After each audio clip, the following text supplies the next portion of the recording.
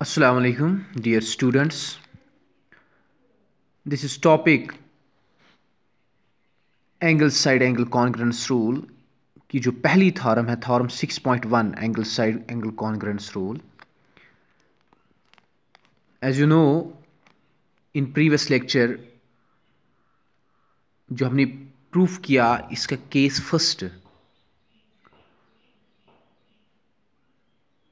इंशाल्लाह इस लेक्चर में हम आज करेंगे केस सेकंड प्रूफ. तो थोड़ा सा मैं रिमाइंड करूंगा प्रीवियस लेक्चर क्या किया हमने. प्रीवियस लेक्चर में हमने सिंपली हमारे पास दो ट्रायंगल्स थे.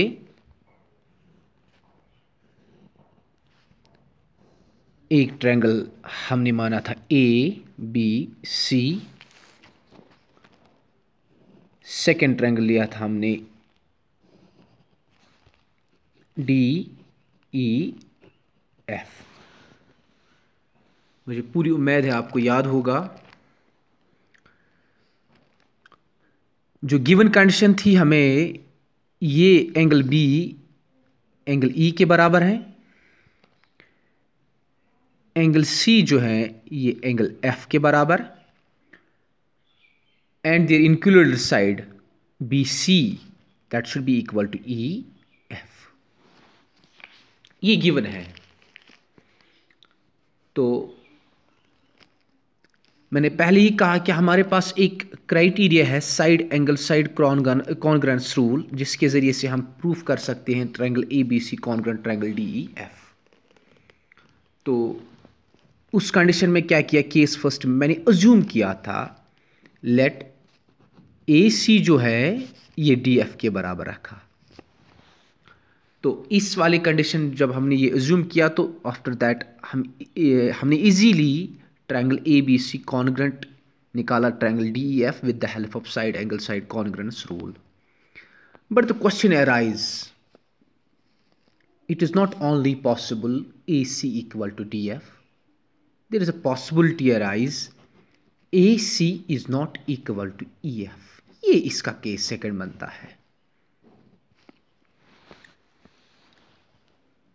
If possible, let AC is not equal to DF. तब क्या होगा, वही हमें प्रूफ करना है आज. सबसे पहले हम देखेंगे by inspection. Let us suppose मैं दो स्टूडेंट्स को कंपेयर करूंगा क्लास 9th में. मैं कहूंगा कि इन दो स्टूडेंट्स के जो मार्क्स हैं दे आर नॉट इक्वल, वो इक्वल नहीं है. जब मैंने ये कहा कि दो स्टूडेंट्स के जो मार्क्स हैं वो इक्वल नहीं है, तो there exist two condition. One, या पहले वाले स्टूडेंट के मार्क्स दूसरे से ज्यादा हो सकते हैं, या पहले वाले स्टूडेंट्स के मार्क्स जो हैं दूसरे स्टूडेंट से कम हो सकते हैं, जिसको हम मैथमेटिक्स में कहते हैं लेस देन ग्रेटर देन. वही कंडीशंस अराइज यहां पे होते हैं. या तो ये ए सी बड़ा होगा ई एफ से, या ये ए सी लेस देन होगा ई एफ से. तो केस सेकंड के लिए सबसे पहले हम जो ट्रायंगल डी ई एफ है, comparison between A C and D F करना है.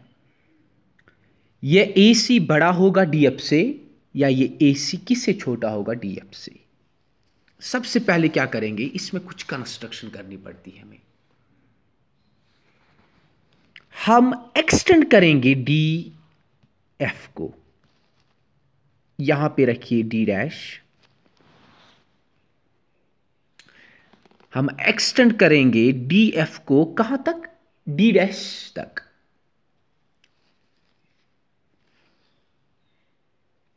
ये जो डी एफ है ये किसके लिए, if A C is greater than D F.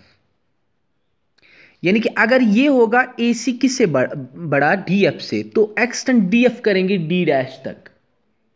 इतना कंस्ट्रक्शन में हम ख्याल रख सकते हैं, कंस्ट्रक्शन का पॉइंट ही यही होता है कि ये इतना एक्सटेंड कर सकते हैं, then D dash F should be coincide with A C. Second condition. दूसरा पॉइंट हम डी डैश दूसरा लोकेट करेंगे डी एफ पे। ये जो कंडीशन है डी डैश एफ जो हमारे पास बनेगा, ये तब बनेगा if this A C is less than D F, जब ये ए सी किससे छोटा होगा, डी एफ से। कंस्ट्रक्शन में हम ज्वाइन करेंगे फिर ये पॉइंट्स डी डैश ई, यहां से हम कर सकते हैं डी डैश, और यही हम केस सेकंड में लिखेंगे। मैंने कहा दो कंडीशन अराइज हो सकते हैं, या तो ये ए सी किससे बड़ा होगा, डी एफ से। जब ये ए सी बड़ा होगा डी एफ से, तो छोटा कौन सा है, डी एफ। ये कब इसके बराबर बनेगा, if we extend D F to D dash, यानी कि डी डैश एफ हम कंस्ट्रक्शन में इतना एक्सटेंड करेंगे ताकि जो डी डैश एफ है that should be coincide with A C. Number first. Second, if A C, ये जो ए सी कब है, जब ये इससे बड़ा होगा। जब ए सी छोटा होगा डी एफ से, तब इस डी एफ को कम करना, हमें छोटा साइड बनाना। तो हमने लोकेट पॉइंट किया डी डैश, तो D dash F, D dash जो है ये इस तरह हमें कंस्ट्रक्ट करना पॉइंट डी एफ पे, ताकि D dash F should be coincide with these two conditions इसमें है। और ये कंडीशंस अगर आपने अंडरस्टैंड किए तो फॉर्म कंप्लीट हो। तो केस सेकंड में हम लिखेंगे यही कंडीशन, इफ पॉसिबल हम क्या लिखेंगे, let A C is not equal to D F. ये जो ए सी है ये केस सेकंड इधर है।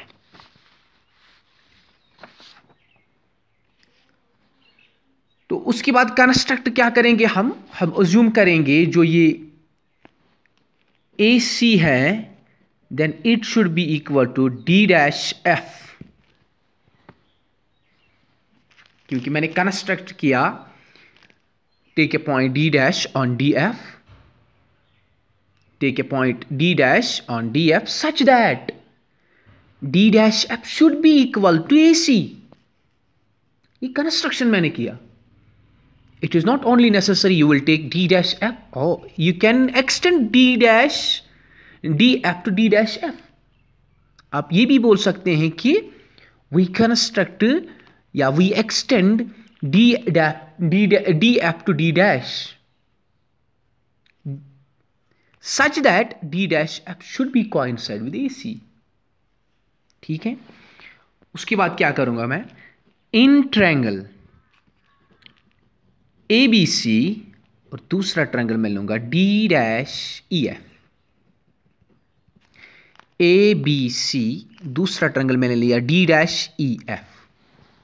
अब हम देखेंगे ये दोनों ट्रायंगल्स हम कॉन्ग्रुएंट बनाएंगे। दोनों ट्रायंगल्स क्या बनाएंगे, congruent.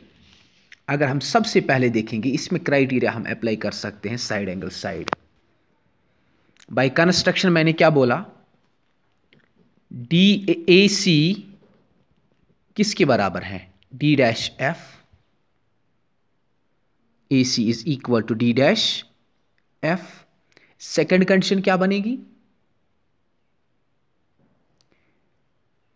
Angle D F E should be equal to angle A C B.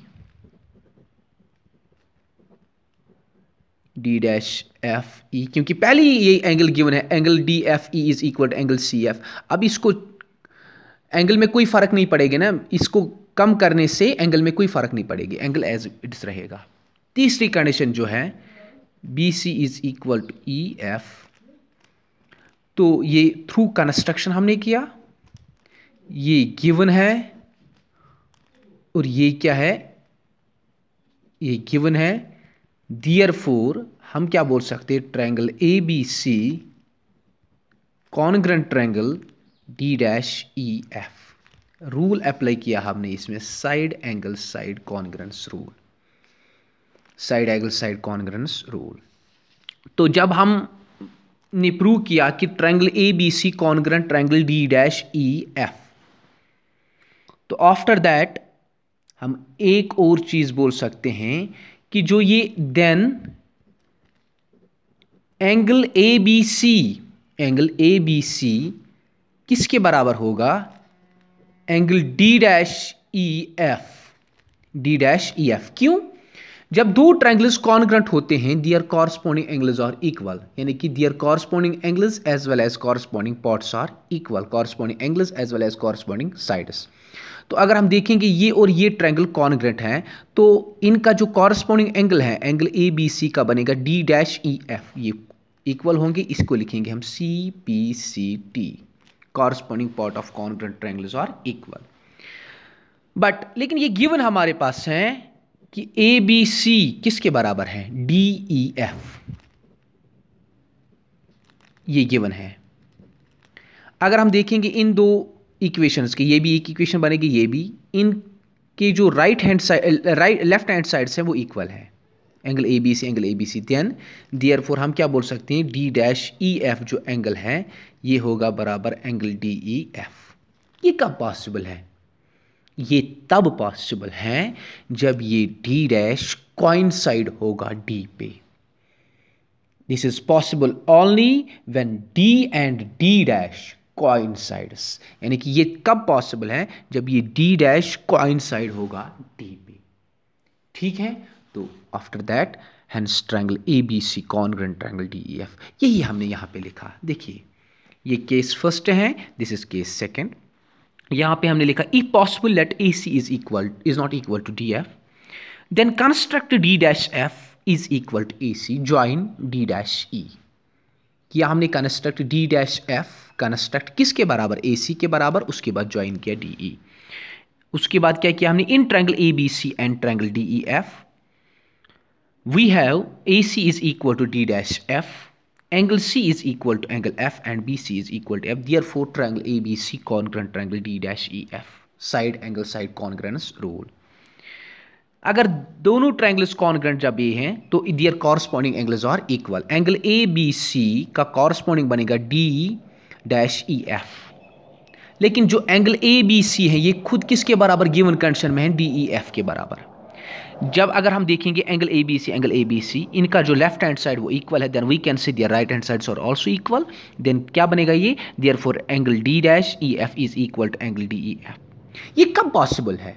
Bye inspection it is, by common sense it is possible when D dash and D are coincide. जब ये coincides होंगे तब ये possible है। तो ये coincide या ये वाला इधर आएगा तब ये पॉसिबल है, hence triangle A B C congruent triangle D E F. तो ये जो थ्योरम है, two triangles are congruent if two angles and the included side of one triangle और equal to two angles and the included side of other triangles. तो ये theorem 6.1 है, angle side angle congruence rule. इसके दोनों cases हमने prove किए इंशाअल्लाह रहमान। In next lecture we will start exercise 6.1। Thank you very much.